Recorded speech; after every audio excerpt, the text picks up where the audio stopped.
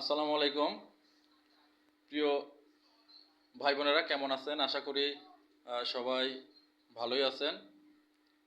আজকে আপনাদের মাঝে একটা বিষয় শেয়ার করব, যে বিষয়টা আমার সাথেই হয়েছে।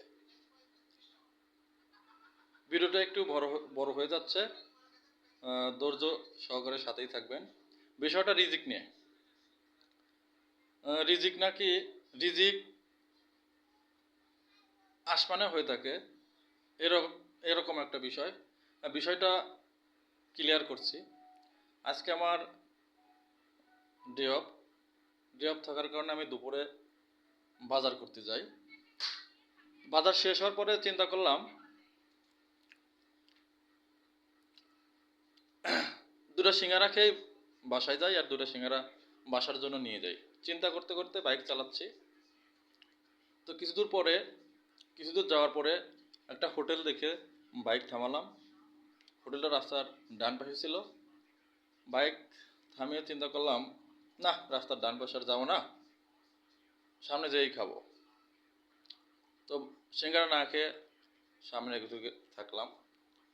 আবার কিছু দূর যাওয়ার পরে, মানে এখানে আমার সিঙ্গারা খাওয়া হলো না। আবার কিছু দূর যাওয়ার পরে চিন্তা করলাম আরেকটা হোটেল থেকে খাবো। কিছু দূর যাওয়ার পর একটা হোটেল পেলাম।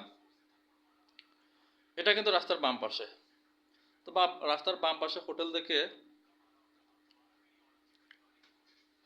বাইক থামালাম। বাইক থামায় সিঙ্গারা দেখলাম। সিঙ্গারা দেখেই ভিতরে ঢুকলাম। তো যেয়ে দেখি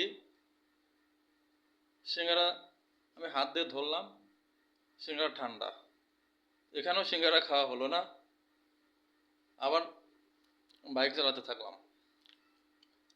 আবার কিছু দূর যাওয়ার পরে দেখি এবার রাস্তার ডান পাশে আর একটা দোকান।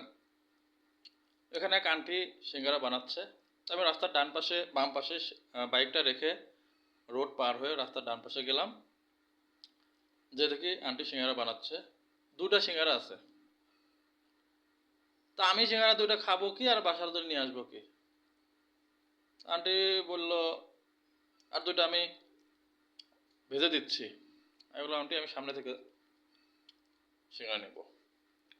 আবার কিছু দূর যাওয়ার পরে এবার চিন্তা করলাম এবার বাসার সামনে থেকেই নিব।